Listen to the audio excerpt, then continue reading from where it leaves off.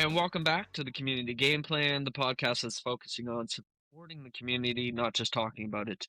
My name's Eric Holman, and my I'm Vince co-host, Martin. that's Yeah, Jim over there. we're As usual, we're back. We're yeah, we're podcasting. back. We're here. We're different, a little different setup right now. Don't worry, it's not permanent. We just Temporary. It's all temporary.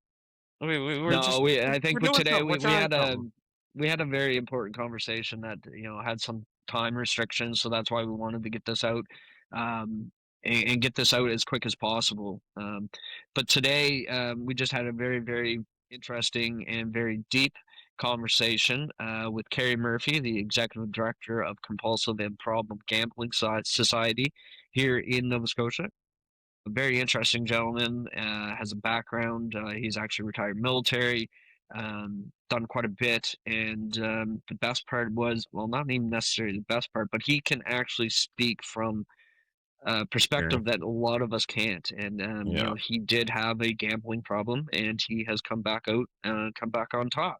And now he's all about trying to get the word out, trying to help people, where to find the help, the warning signs, early warning signs as well. Yeah, if you're here for our usual shenanigans, please stay. You will not want to miss this fun. Although it is not. This takes a lot serious, like a more serious side than we usually end up. A lot less laughing and going Agreed. on, but it really is a I think this is a real important episode to not Very. just kind of glance over. No, and that's the thing. I think we always decided, like, we want to have some fun, some shenanigans, but we knew at some point we were getting into these deeper conversations, and today was actually a very good one, interesting one. So, again, we hope you stick around and enjoy our conversations with Carey Murphy. So up next will be our conversation. Enjoy, and we'll see you on the other side. So, now on the show, and today's conversation tackles a topic that often flies under the radar, but affects far more people than you realize: gambling harm. Not just how it impacts individuals and how it ripples through families, workplaces, and entire communities. Today, we're joined by Carey Murphy, the executive director of Compulsive and Problem Gambling Society. Carey spent years working on the front lines of prevention, awareness, and support, helping people navigate challenges that are often hidden between stigma and silence, but also come from experience to help talk about and help to see the potential of warning signs. This is an honest, important conversation about awareness, early signs, community responsibility, and how we can all play a role in creating safer, more supportive spaces. So let's get into this. So welcome, Carey. How about you give us a little brief introduction of yourself and your role in the organization? Eric and Jim, thank you for having me on. This is a very important issue that is starting to pick up some momentum now because people are seeing it in their own families, their own children, what have you. And I think that what you're doing in the community by doing these kind of shows is really important. I basically Appreciate had a that. gambling problem 30 years ago. We started with the VLTs and the casino came in and it kind of just blew my world apart because again, when you think you're a sharp young businessman, you've got everything going for you. I was exactly the target they were looking for with lots of money to spend. Um, People assume that gambling is just about the addiction side of it. What they miss out on is that it's the time from the family that you miss out on, the time of doing things with your family, with your friends, doing those sort of things that you spend on this. And that's the real tragedy. It's not the money you lose. It's not this. It's not that. Those can all be replaced. But that time you can't get back. And what I try to teach people with what I'm doing is that because I am a person who's recovered, that my goal is to show that recovery is much more attractive than addiction. You get to go back to your family, you get to have life again, you get to enjoy it. And all it takes is just a little bit of learning on how not to go about doing the same mistakes you made in the past. Now, I've been fortunate that I've had some really good people help me along the way. But what's been missing is what I'm trying to do now is inform people earlier. I find in mental health all over the world, but especially in Nova Scotia, they wait till people get to the cliff. They're ready to fall off. And when they fall off the cliff, they send the ambulance in and try to fix them up. My goal is to get them before they get to the cliff so that the recovery is much more doable, much easier, and much more results oriented. So that's what my goal is: go and do our information sessions to talk to people about the hidden danger of online gambling and sports betting. And at that point in time, they can make their own decisions on whether they should seek help. I was just reading some articles this morning about Ontario. You know, the amazing part, I'm just going to read this to you guys for 2 seconds, is that right now, $82.7 billion was bet in Ontario, and from 24 to 25, 3.2 billion in gross gaming revenue, 32% increase over the year before. Now, people don't understand the magnitude of this. You've got very difficult economic times. You've got a situation where in the 30s, when we had the Great Depression, guess what was the number one thing to do was gamble, because you could take a few pennies and turn it into money that you could, eat with. We're in that same situation. So you've got young people who are 18 to 30. Their rent is $700, but or 1,000, but they have 700. First thing they're going to do is say, "Hey, if I take $100 to go sports betting, I can make that 300 because I'm a pretty smart guy. I know sports." And guess what? 7 out of 10 times you lose. So now they're further behind trying to pay their rent. Well, that's what happens when you have a difficult economy, all the things that are happening, and you open all these Pandora's boxes. So that's kind of where I'm at, what I'm trying to accomplish now. I'm 65. I'm at the age where all I really want to do is let people get information that they can utilize. Same thing you're doing here. You're putting information out in the community. What people do with it is their business. But if I can help one person not go down the path I took, I'd be very happy. That's awesome. I have if I could roll back for a second, one thing that just Sure. already stood out to me where I haven't had a conversation with you before this was where you said that the recovery is more attractive than the addiction. I That is a really that's a great saying. I've never heard that saying or even anything Well, like it. So I was talking to just to add to that, I was talking to the Nova Scotia government, some people there, and I used that, and they asked me if they could use it. I just came up with that because 30 years of experience lets you see things that you shouldn't see, but you do. And if you can put it into a format that people understand, like the biggest thing, Jim, that I found, I go into nonprofits and talk to people who had drugs and alcohol problems. Well, now there's a real crossover where the gambling's included. So when I'm talking to them, the first line they always get taught and they always hear is hard work. It's not hard work. You got to lose that word. It's learning not to stick your finger in the socket. It's a very simple procedure because nobody wants to work. That's not really how. So you make it use different terminology. So again, where I came up with the idea of this is like, why wouldn't recovery be more attractive than addiction? Come on, the stress, the strife, the things you go through. Well, if I can show them there's an easy way to go find help, to utilize this if you catch it early enough. It's like cancer. If you catch cancer in the early stages, guess what? Your prognosis of getting better results at the end are much better. If you go too far in, guess what happens? Usually it's chemotherapy, whatever, and you usually don't make it through sometimes. This is my goal to say, hey, this early recovery is just a matter of information. There's sites out there, there's peer support lines, lots of things, but nobody knows how to get to them. That's what my function is. How can I show you where to go get help? That's it. But thank you for the compliment. I yeah, appreciate No, yeah, that. that's it's just great. I absolutely love that because that's what you hear with a bunch of stuff. It's like it's hard work. You have to work. You have to put every day, and they basically you feel like you're talked out of it before you ever start it. Exactly. Good point. That's exactly what happens. You're right. Right. And I think what happens, Jim, is very simple. Most of the people don't have what I have. I've lived through it. So it's like, if you talk to a veteran who's gone to war, how they see battle compared to people who've never been in the war. So I'm not saying that therapy isn't super important. All those things are. GA, Gamblers Anonymous is important. All those things. Where I'm trying to be is that extra little piece of the puzzle that says, okay, if I can get people information early that you're available and this is how they can go get help. My number one line I say to people who are in trouble is that I tell them the cavalry's not coming. Get on your horse and I'll show you how to get out of here. That's the reality. They need at Hmm. that point when they're so down and so beaten from the addiction, and it doesn't matter what the addiction is, drugs, alcohol, gambling, they just want somebody to just lead them somewhere where they can just get some peace. And that's what my role is I have people talk to me all the time and I talk to them, is that don't play with me. I've been doing this too long. If you really want some help, I can show you how to do it. but don't waste either one of our time unless you're serious about taking a shot at this. And yes, there will be pitfalls. Yes, there is some difficult situations, but when people see that you're trying to get better, they give you a second chance. They'll give you a chance to get better, but you have to give them a reason to do that. Yeah, that's great.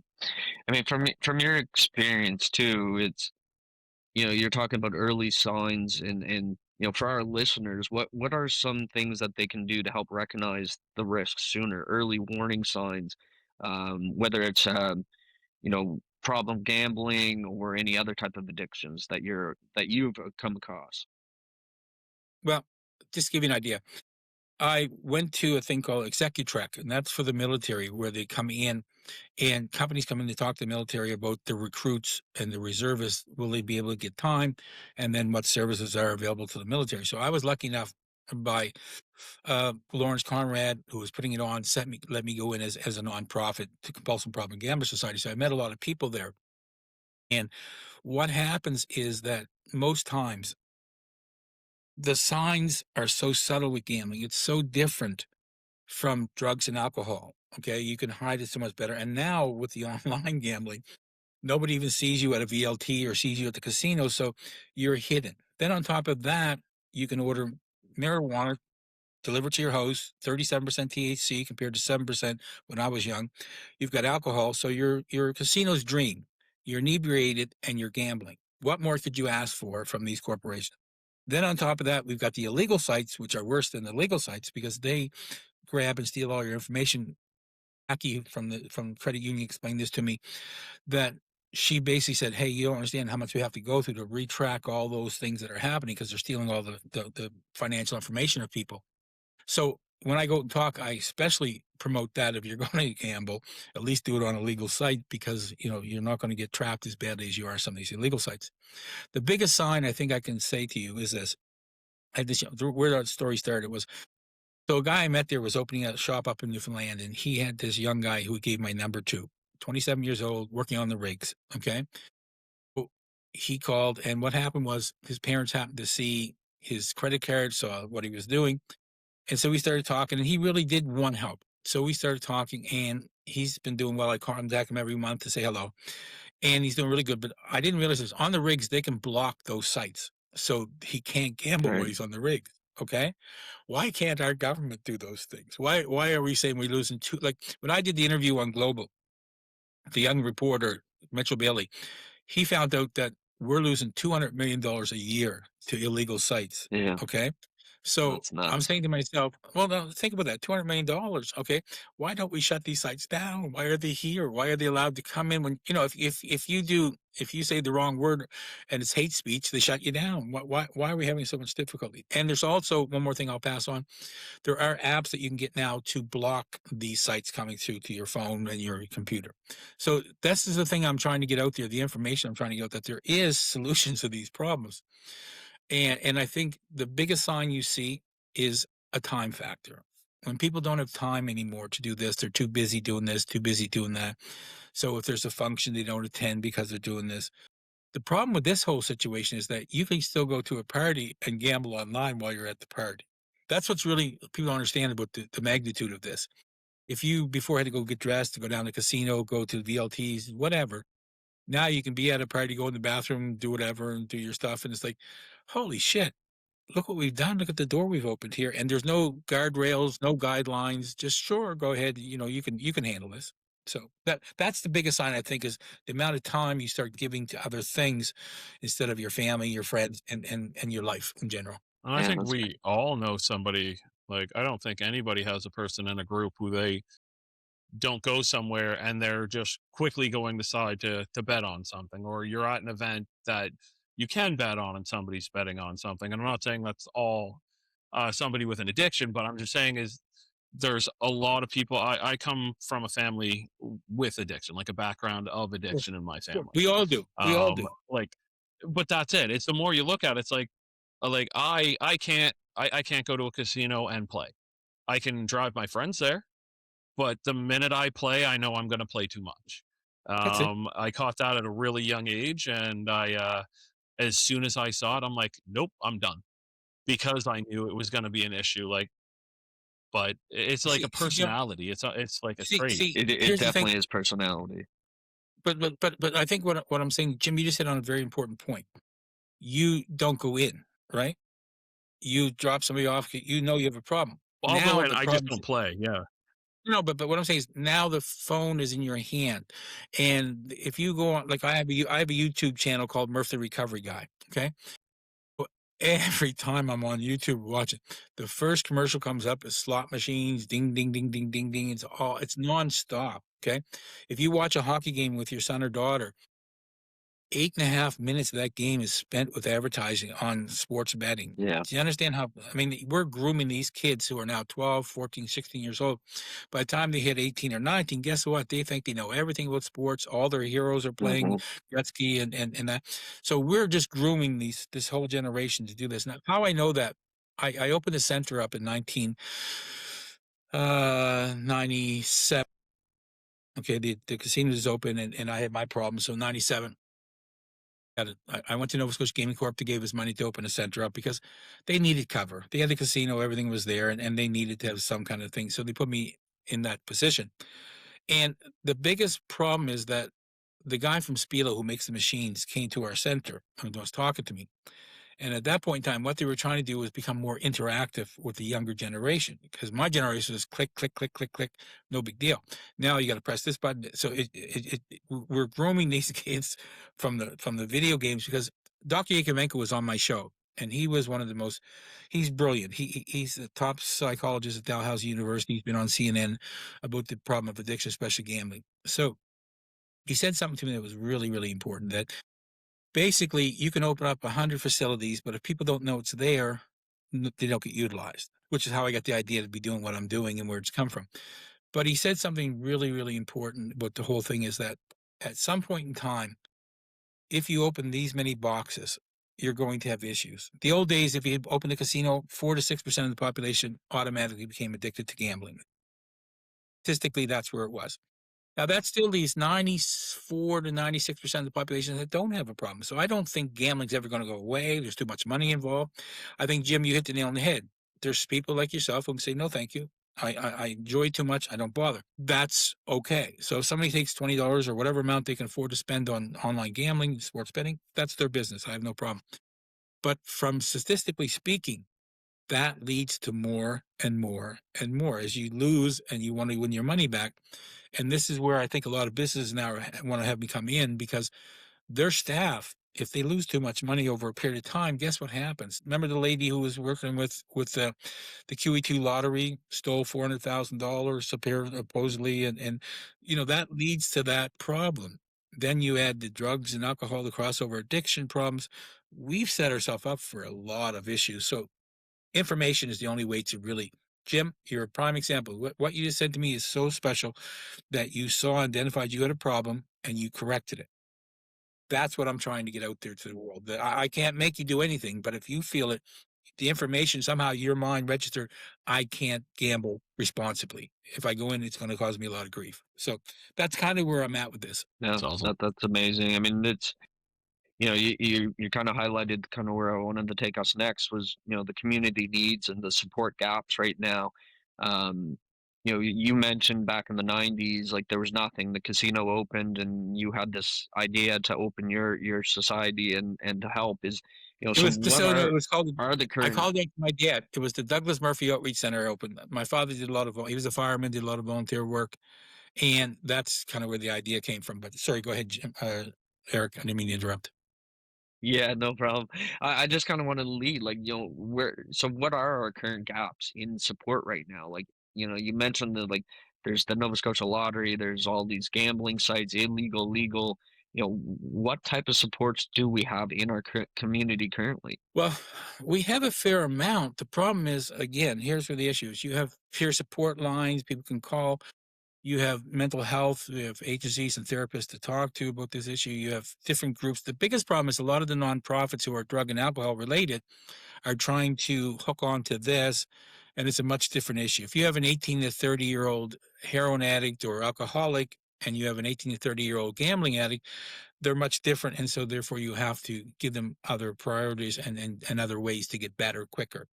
I think the biggest problem with the whole community based is that Nova Scotia Mental Health, ACL, all these places, they don't realize they just keep opening facilities, no one here, and so they don't really give me any credit or get any help to go out and talk about these issues. Say, hey, listen, I had a gentleman ask me the other day, basically, where could I go for this? And because I'm not in the loop, because I'm not a therapist, which is not what I want to be. I want to be just somebody who's advocating for this problem with lived experience, and they just shut me out. So I don't like. Why wouldn't you have a guy like me out doing what I'm doing on podcasts and other things?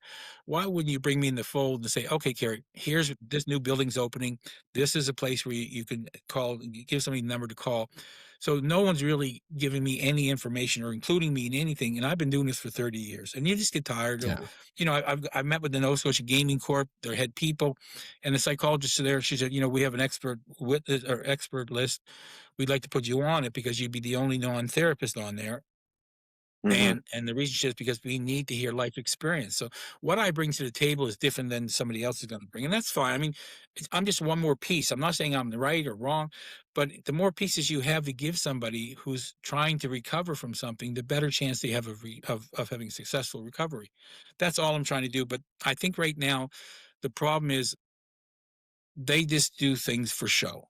Let's open 4 buildings. Okay, great. There's 4 buildings sitting there. They're all empty. Nobody's doing anything. But we did do that. And here's we spent, X amount of dollars. We're losing $200 million to the bad sites. We're spending X amount of dollars for these new facilities. Nobody knows they're there. Nobody understands what they're for. And if you ask the average person, where would you go get help for gambling? They have no idea. So here I am, a usable commodity that they could work with, and we could do it together. Same thing you're doing here, okay? You're actually showing me on live podcast that here's something that's available. This why wouldn't they want Yeah. me to be talking about the things I'm talking about? And this is where I just can't get the traction, Y- and I'm trying to working on it. So that's why we're doing our own thing, trying to go into the business community. I feel Right. like you also touched a good point there. I feel like in some ways they look at addiction as addiction, and they don't look at it as one addiction isn't the same as the other. You Right. you can't say addiction is just, you can't categorize all addiction in the same thing. And like I think with this is like the gambling addiction isn't cocaine addiction, it isn't drug addiction, it Mhm. isn't like it isn't an adrenaline rush addiction. Like those are all very different things. They might have the same faces, but as soon as you remove that mask, it's something very different behind it. That's And right. like Well, see, they need to be yeah, treated different. Jim, I think that what I've been trying to preach for so long is this: is that if you go ahead and you're an alcoholic, you drink, and you're going to just pass out or party and go to bed and get up the next day, and that's it. Okay. If you are a drug addict, your body takes a beat and things happen, but you're really not doing it for anything that your mind could say other than pleasure. When you get a gambling addiction and you're trying to make money to make up for what you've lost, you've got that thing in your mind say, hey, I'm doing this for the right reason. Okay. So you can blow X amount of dollars. I had a friend of mine just blew $20,000 online, okay, one night. So what I'm saying to you is, and they're just average workers. So the amount of damage you can do to your life gambling is so much quicker than you can with alcohol or drugs. That's what makes this. Now, the good news is, after you do start to recover, you don't have the problem of the drugs and alcohol in your system. Your mind can clear up fairly quickly, and you can get back to the real world much easier than some other addictions. The problem is, like I said, we're at a point where we just there's too much money involved. The governments are getting so much money, and of course, that makes them be in a situation where they don't think the media is taking so much money. That's why do you think you see none of these stories? What how can there be this much going on? There's not one story about gambling, suicides, this. They're nowhere to be found. And I had somebody from Nova Scotia government who's media told me this a couple of years ago. They don't want this story out there. The governments are making so much money off of this that they don't want to have somebody like me. They don't realize I'm not anti-gambling. I'm just about responsible gambling. And that word is overused. And like you guys were saying, we've now also created a crossover addiction situation where it's not just the gambling, but we're using drugs and alcohol at the same time. So now we've got a much bigger problem than we had before, right? And it's just, yeah, that's where I'm at. I think what's needed most of all is somebody like myself to be brought into these functions, say, okay, you do it this way, but have you thought about this? A new idea doesn't hurt anything. Doesn't mean Yeah. you have to utilize it, but Yeah. they almost don't want me in this because I might say something they don't want me to say, which is, hey, we have to put some guardrails here, guys. You can't have an 18-year-old kid whose frontal lobes are developed and expect him to not make a mistake. We've got to give him some information. That's Yeah. it. Yeah. I really like that a lot of what you're saying is more about like you're there, but you're there with the ability to, as somebody who has gone through it, to point people towards the direction to move forward. It's more about feeding the information. It's not saying I have the cure. It's saying I can help you if you're serious. If you need help, let me point you in those directions. And yeah, That's like it. you said, I think That's that exactly really it. that is what we're doing. That's why we're talking to you. It's why we talk to specialists in any field or community members in any field. Yeah. Well, and that's one thing we say. I mean, especially with our real estate lives, is like we know a little about a lot, not a lot about a little, and we surround ourselves with professionals and experts because we can't take in all the knowledge and hold it all. So we need to have people like yourselves that are out here talking and spreading that word. Well, let's go back So and take a I look at Joe mean, one of Rogan the 15 years ago. Sorry, go ahead. I was no, just no, going to go say, ahead. look at You go Joe ahead. Rogan doing his podcast. Look at Joe Rogan doing his podcast 15 years ago. How much he's learned in those years, and how he can hold a conversation now compared to before. Because he brought like what you're doing. You brought the experts on to talk. That's the best way to put it. That's a smart idea. Yeah.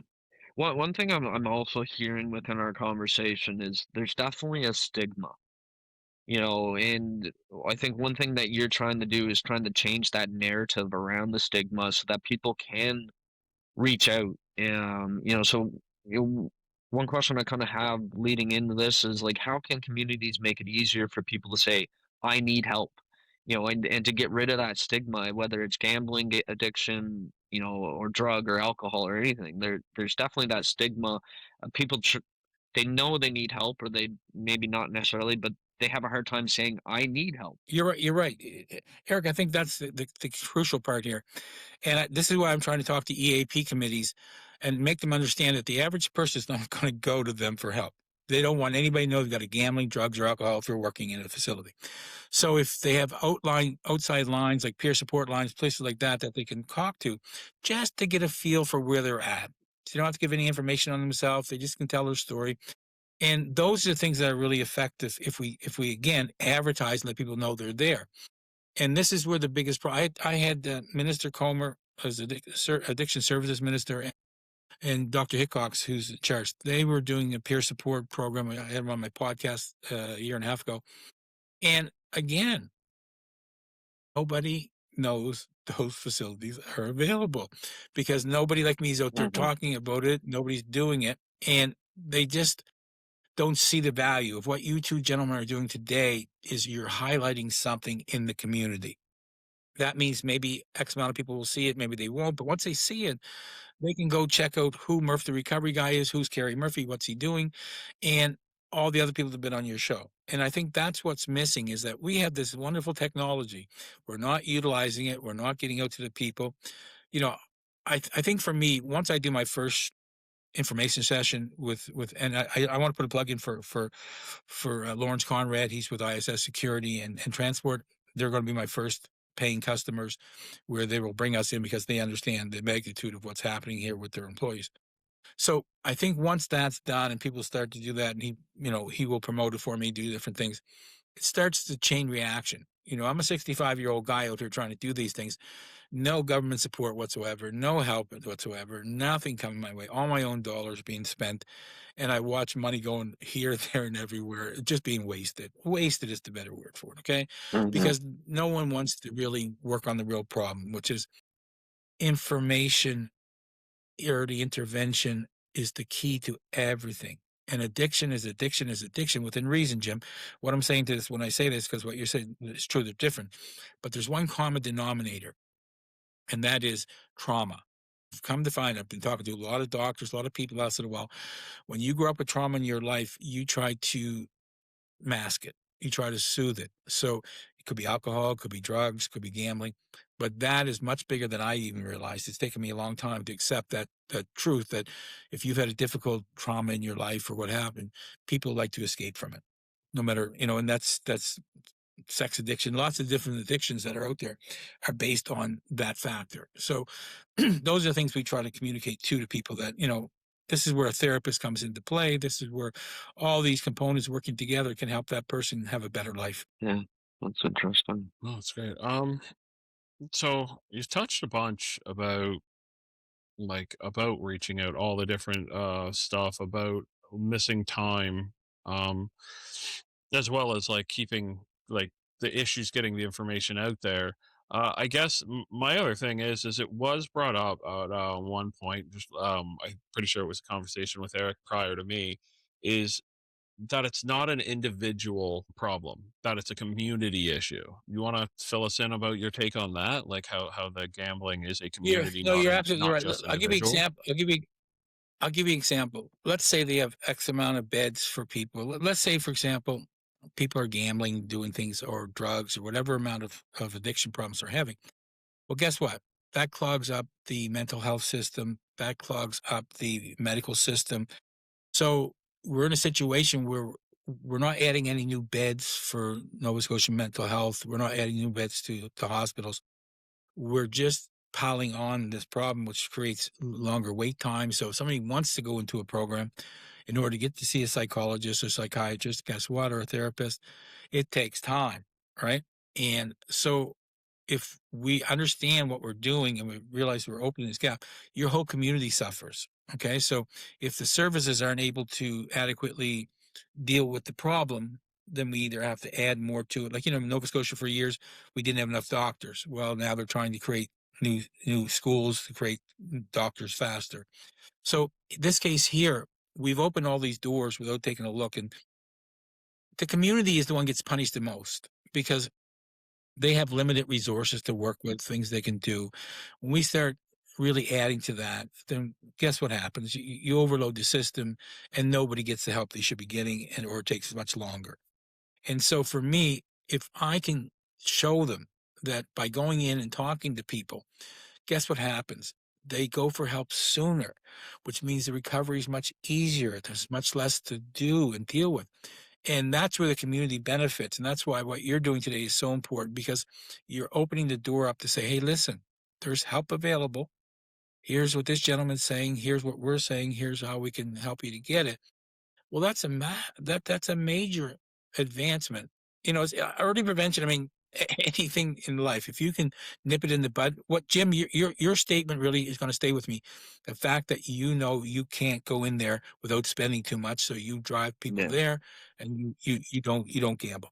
Now, that's someone who has identified an issue, but you did it early enough where you're okay. If you went into the throes of gambling, lost your money, lost your family, lost these things, it changes your perspective on life. You have to realize that it takes time to recover mentally. Now, physically, financially, you can do that fairly quickly, but mentally, to a point where I tell everybody, I was down to a place called Two Denari, and I was talking to their people about this, and they have drugs and alcohol, but they're starting to do some gambling. So they brought me in to do my PowerPoint. And basically, what I said to them was very simple. Stopping isn't recovery. Stopping is just stopping.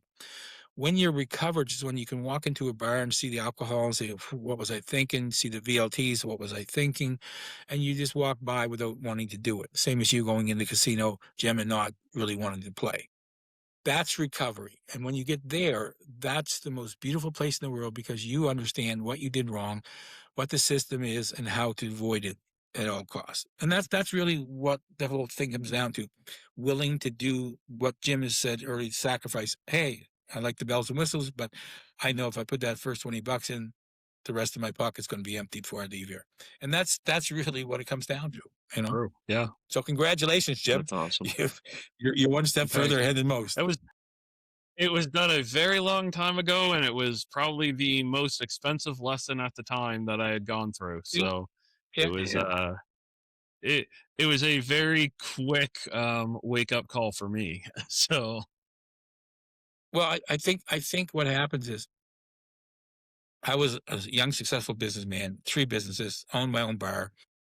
Everything was going good. My wife's like ex-wife was a psychologist, and there's really you understand how invasive this is that it could attack somebody like me. Never had a drug problem, never had alcohol problem, didn't have any of those problems. But when you think you're a winner, that's who they attract. That's what they're after. The person that thinks that, hey, I'm a sharp guy, I can do this. I'm a winner. And that's exactly what they go for. And I'll tell you this quick story. When I had the center way back when, I had this gentleman come in with his brother. And they were older guys. Like I was maybe like 36, 37, and they were in their late 40s. And so the brother was just shitting on this guy, right? Just shitting on him so hard that, he did it. I said, stop. You don't understand. He's exactly who they go after. See how strong he is?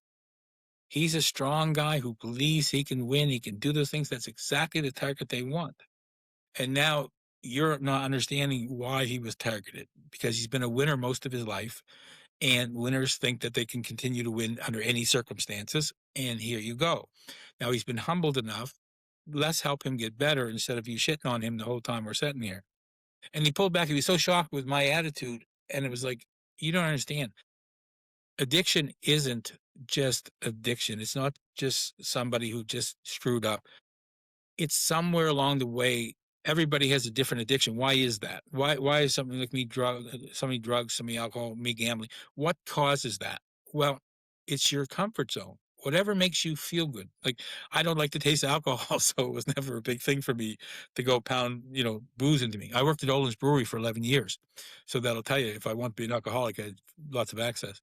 But the point I'm trying to make is same with drugs. It was never something that turned my crank. But gambling was an instantaneous hit. It was like everything I believed, and when you've got 3 businesses I was running at the time, I could go tune out and just not worry about it, blah, blah, blah. And it wasn't until you start getting to a point where financially and the time you take it from your family, you start to really look at what's happening. And most times it's too late then. The cancer is spread, inoperable. And so I was lucky. I survived it. I got through it. So a lot of people want to ask me questions on the negative side. I said, listen, addiction's addiction in one way. It's going to cause you grief. So if you want to stop the grief, get into recovery. Let's see how to work this out, see how that feels. And if it feels more attractive than the addiction, then you're doing something right.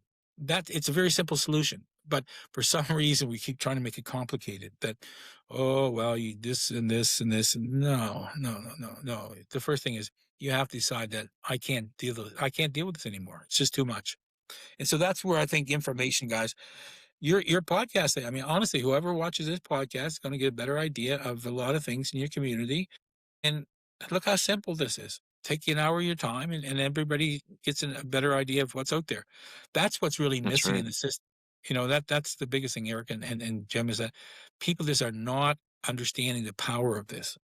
It's like I remember the last election, it, people sending out text messages. Are you voting for us? Can we give you a drive? Nobody's knocking on your door anymore. They're sending you a text message. And if you say yes, then they go knock on your door, right? So this is the first stage is what you're doing here. What I'm trying to do is like, look, I understand you're a psychologist or a psychiatrist, therapist. I understand you have a function here, but you have to understand that we have a function. What you're doing here today is so important. What I'm doing is so important, not to sound grandiose, but just getting the information out earlier can really help people to not go down the roads that some people have to go down, you know? Very Awesome. true. Like you said, like I mean, the accessibility of online gambling, the advertising, like you mentioned earlier about the NHL hockey players that are advertising these online betting sites, and you said 14, 16-year-olds are watching this, like they're growing up with this. Jim and I didn't have that, when we No, were growing up. You didn't have that growing up. It no, wasn't in our face constantly, constantly, constantly. Um, and it's very rare we actually hear where the support is, where to go find the help. There is a podcast I listen to. It's a sports related podcast. At the beginning of every one of their podcasts, I actually wish I wrote it down, but they do actually have a warning saying, they talk about a society in Ontario that helps with gamblers, and addictive gambling and stuff like that. And so right before their show, they talk about it.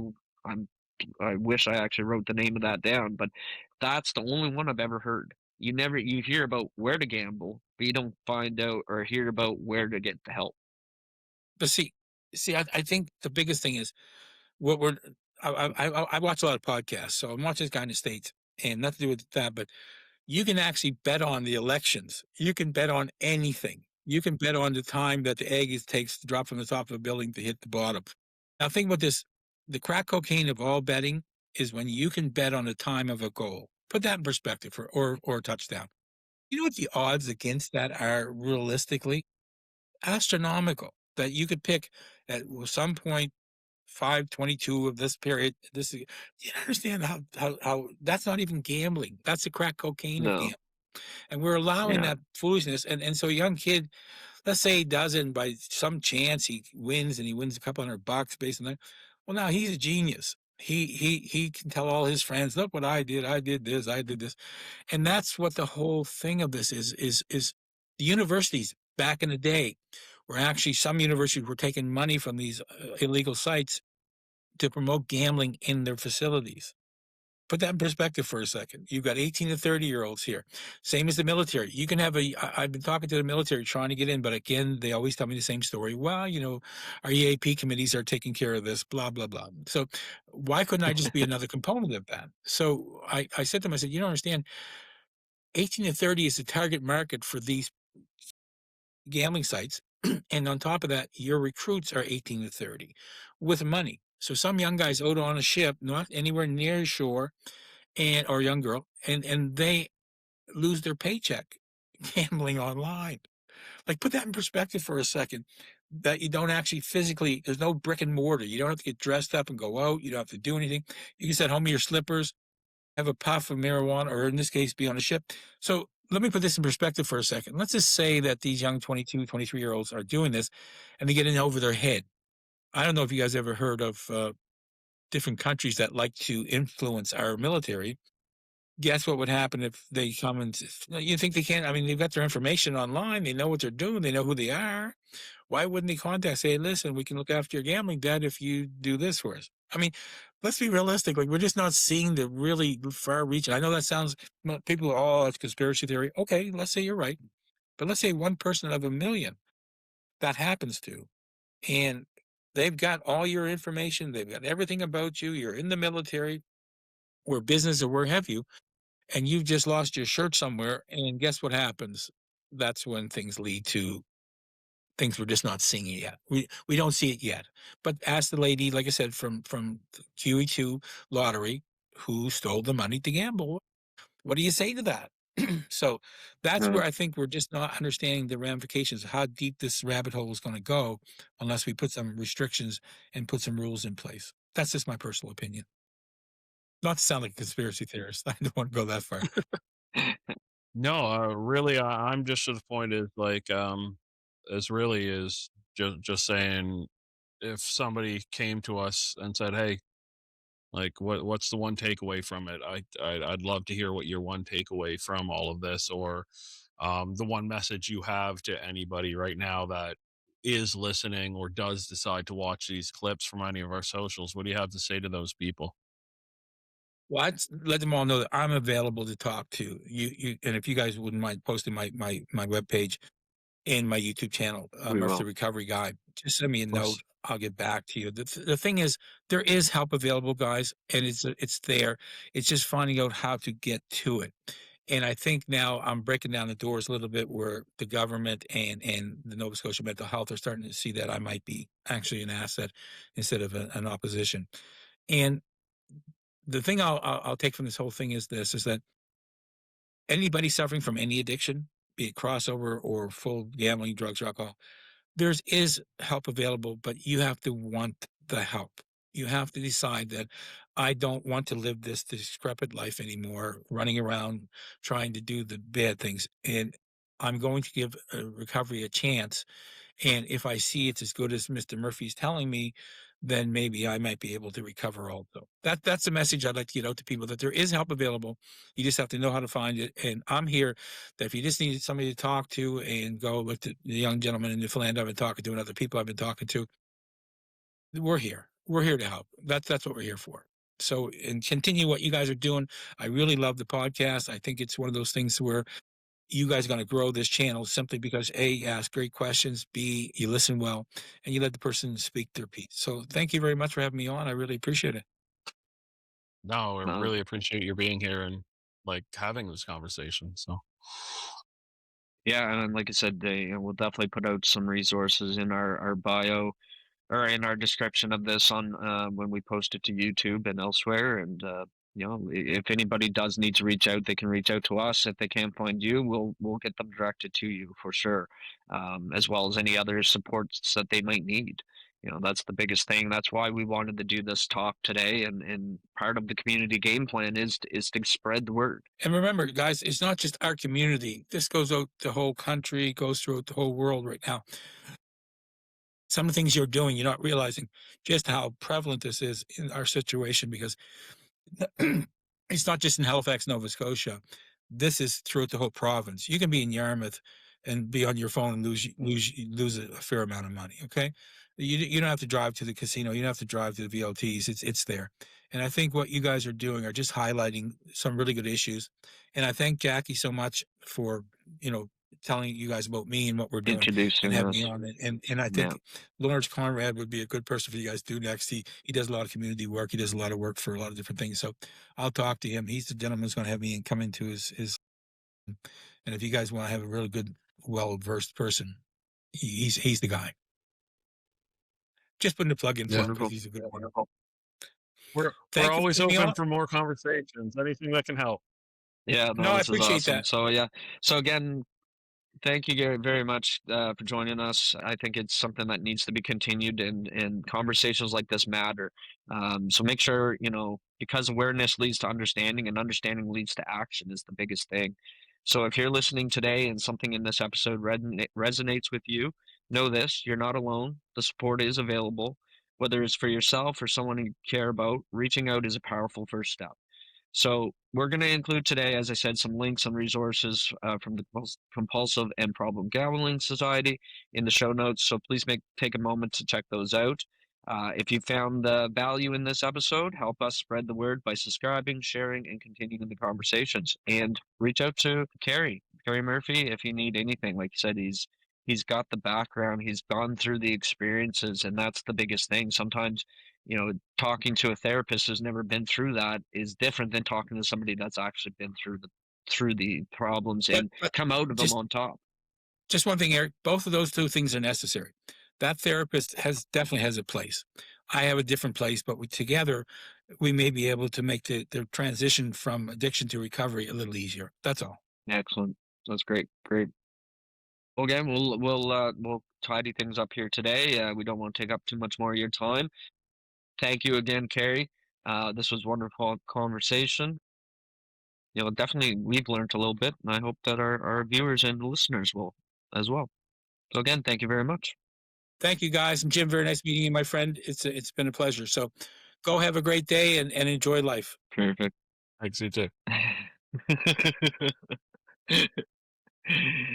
All All right, right. so we're back. Yeah. Yeah, that was deep. That was going from last week's, like our last our last episode, which was like this, again, feel good, happy, like in our community, like like again, a real conversation, but with somebody who was doing something they're passionate about again. But it was, food. I love Yeah, food. yeah, To exactly. something like this is like that. It was such a deep, and it really, I think that's like the much darker side of life, is the things that are going on behind closed doors with people. Yeah, Like, I was thinking that. I mean, we're the community game plan shenanigans with Jim and Eric, but definitely, we get to conversations like this. There's less shenanigans, yeah, because it is something that it's very important that people are aware of, and where to find those help. And that's what I think. What we wanted to bring today was that there is support, and the people. don't be afraid to ask or say, Yeah, "I need help." and I think that's the thing is a lot of people think you hear support, you just think therapy, and again, like you said, therapy is very important. Mhm. Um, Getting it's great, but at the same time, it's like somebody who's experienced it come out the other side and has something in place. I think that's like you said, it's a very important tool. Mhm. And I like us going out, giving all this information. It's just, it's real. It's that kind of stuff is real. And Well, like, I met with him last week, and we sat for about an hour talking and just getting to know each other and just kinda get an idea where we could take this. And, I mean, I have a half a page to almost a full page of notes that I was just when I was sitting there with him, he brought up a lot of it. The one thing that really blew my mind was that $200 million a year that leaves Nova Scotia through these online or illegal gambling sites, which was blowing my mind. Like, I knew gambling was high, and I knew a lot of people. I've known people that spend a ton of money of gambling. but Um, at least in province, it's taxed. Like well, yeah, if they go that's through like the yeah, lottery, so right? our dollars are going to our province. Like those dollars are, and but to like on that much going out of our Yeah, province as well, like is a but big but number. like he mentioned, like when he was having in his day, he had to get dressed, go physically to a casino or find the BLTs or anything like that. But now we don't. You can sit in your You just need pajamas, you can Wi-Fi sit in connection bed. or Yeah, all you need is data. Wi-Fi and some data, and you're on. Yeah, And it is addictive. It definitely can get addictive. I mean, I do have account. I started it back the last World Cup, and I was doing yeah, yeah, $2 and $5 games, like just super stupid. And then the World Cup finished, and I didn't touch it. yeah. And I that's don't think I'd touch that app for another year. Like, and I go in every once in a blue moon. Most of the time now I have to re-upload it on my phone because it's been sitting there for so long that it's it's uninstalled all itself. out. Needs to be updated and it's kicked itself off. Yeah, yeah. But I can No, see it. It's it so. I is. mean, we see it all the times. With the technology we have, our phones are so addictive that you have an addictive device, and now you can gamble, which is even more addictive. Yep. Yeah, and that's it. Like people not like there are the people who can just walk away from anything. They can be playing a fun game, they can be doing that. I'll tell you right now, there's a video game I play with my friends. And it's literally it's a turn based. Everybody gets to take their turn, then it comes around and turns get longer the longer you play. But I don't know how many times at the end of the day we'll say just one more turn and then we're done for the night. Just one more turn, just one more, and the next thing we know, it's like 1 in the morning and it's been one more turn since 11. Like Right. it's just it's there, and it's just like some people can just say no, I'm good, walk away, and others can't. And for the people who can't, like it's really good to know that without like maybe you do need therapy or maybe you just need that conversation of what is it that's triggering me kind of thing. And again, I am no specialist in this matter. um but yeah, it's like I've seen enough on the wrong side to understand. Yeah. Like, anyway, it was a great talk, great guy. Right. Yeah, Yeah. community game plan. We forgot our shenanigans that time. Well, I think we knew going down this road, when we even started, we knew we were going to have uneasy conversations as well at times. Um, but that's the whole point of this, right? It isn't. Not every conversation is easy, and but you got to start the conversation somewhere. Exactly. True enough. Yeah, well, if you enjoyed that chat, please follow us. If you're seeing this on video, we're on YouTube's. It'll be on our social media, Instagram, so Instagram, Facebook. You have other ones there. Um, yeah, like, follow, message. If you're looking to get a hold of anybody at any time that we have interviewed, please reach out to us. We will make that happen. Okay. So now we're going to take a moment and hear from a word from our sponsor.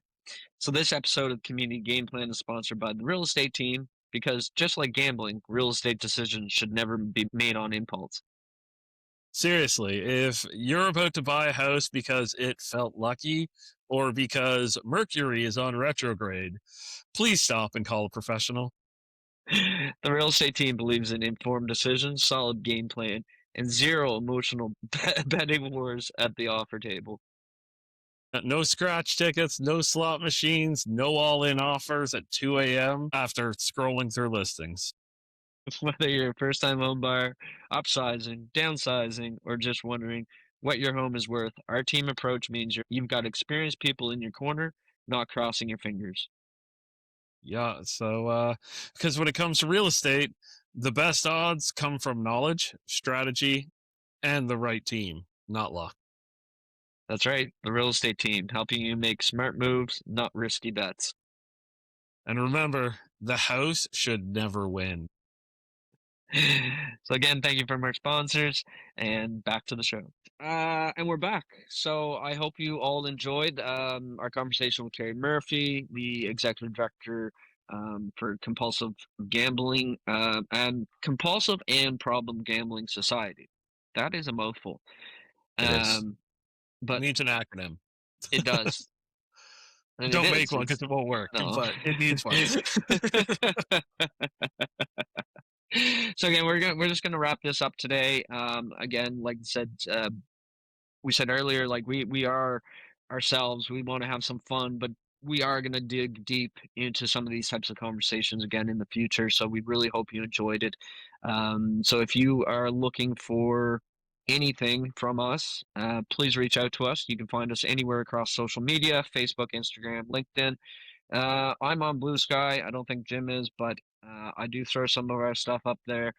The biggest thing is, though, like, subscribe to us on YouTube, and give us a follow or anything on any of your podcasts, because we do this. We have our video version that we do throw on YouTube, but we do service this audio version on podcasts on all the major podcast services.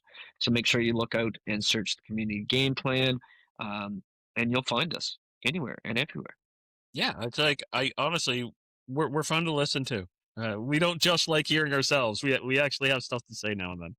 So yeah, we do have some information that is probably quite helpful to many, and as we continue on this episode or on this adventure of podcasting, as we mentioned before, we are adding in a second podcast a month, so that will be coming out later every month, and that's going to be more focused on the real estate side. So our other lives, our main lives, which is real estate. So we're actually going to be starting to bring in, the experts that we work with. Plus, we're going to be looking at other agents right across Canada, which is going to be pretty interesting too. Yeah. So make sure you stay tuned. So again, my name's Eric Holman. Jim Smartin. Could cue you on that one. So thanks again for listening to the Community Game Plan, and we hope to see you out again on the next one. Thanks Or again, just for you everyone. to see us or listen to us. It's great. Or if you don't want to listen to us, hit stop real quick. Yeah, right. Or just hit mute and watch us. We need the likes and follows.